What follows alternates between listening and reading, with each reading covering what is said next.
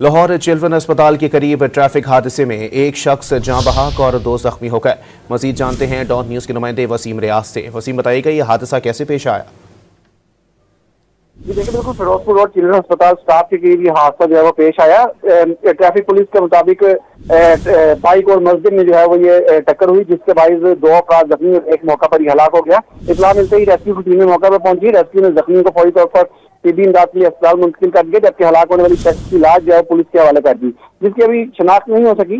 शनाख्त का अमल मुकम्मल किया जा रहा है, जिसके बाद गुस्सा आएंगे और पुलिस का कहना है कि कानूनी कार्रवाई मुकम्मल करते हुए जो लाश है फिर बुरसा के हवाले कर दी जाएगी। जो मजदे का ड्राइवर है वो मौका से फरार है, जिसकी गिरफ्तारी के लिए इंतजाम किए जा रहे हैं। मजदा को पुलिस ने अपनी तहवील में ले लिया है। जी वसीम, हमारे साथ ही मौजूद रहिएगा। अपने नाज़रीन को बताएं कि FIA इंटरपोल ने कार्रवाई करते हुए 6 इश्तिहारी मुल्जिमान को मुत्तहदा अरब अमारात से गिरफ्तार कर लिया है। वसीम, इस हवाले से भी अपडेट कीजिएगा।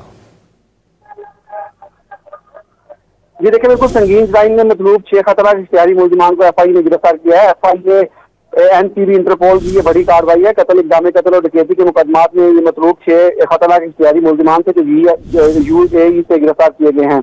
मुल्जिमान को इंटरपोल की मदद से गिरफ्तार करके जो है वो पाकिस्तान मुंतकिल किया है। गिरफ्तार मुल्जिमान में बाबर वसीम, ताज रसूल, अब्दुल हसीब खान, कैसर महमूद, नदीम अफजल और मोहम्मद जिशान जो है वो शामिल हैं। मुल्जिम बाबर वसीम और मुल्जिम अब्दुल हसीब साल 2022 से, जबकि कैसर सादिक साल 2014 से गुजरने वाला पुलिस को मतलूब थे।